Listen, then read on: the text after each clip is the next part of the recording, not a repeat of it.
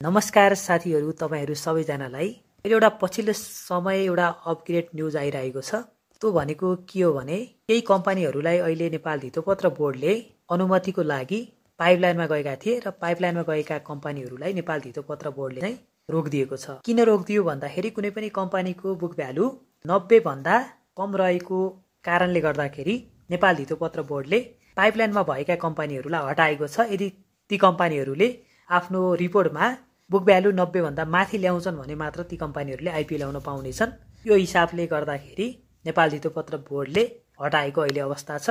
ती हटाएका कम्पनी कुन कुन हुन् यसको बारेमा अब हामीले चर्चा गर्नेछौँ। धितोपत्र बोर्डका स्रोतका अनुसार पाइपलाइन रहेका कम्पनी हटेको भनेको एकट फार्माटिकल्स कम्पनी हो। यो कम्पनीको बहुतै नाजुक अवस्था रहेको छ। बुक भ्यालु हेर्ने हो भने एकदमै कम छ यसको।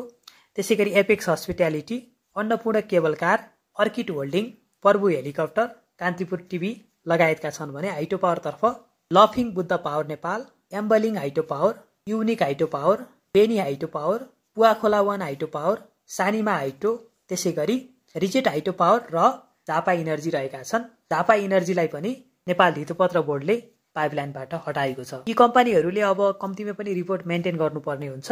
अहिले बजारमा नेपाल धितोपत्र बोर्डले आइपिओ ल्याउनका लागि चाहिँ अलिकति टाइट गर्दैछ भन्ने कुरा हामीले यहाँबाट थाहा पाउँछौँ।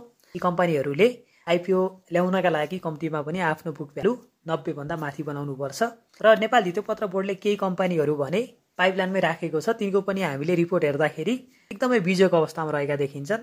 त्यसको एउटा कम्पनी हो सोपान फार्माटिकल्स कम्पनी। त्यसैगरी जगदम्बा स्टिल कम्पनी पनि त्यसको रिपोर्ट एकदमै नाजुक रहेको छ। र पनि त्यस्ता कम्पनीहरूलाई 90 तल बुक भ्यालु भए तापनि नेपाल धितोपत्र बोर्डले हटाएको छैन। यी कम्पनीलाई भने अहिले पहिलो चरणमा हटाएको छ।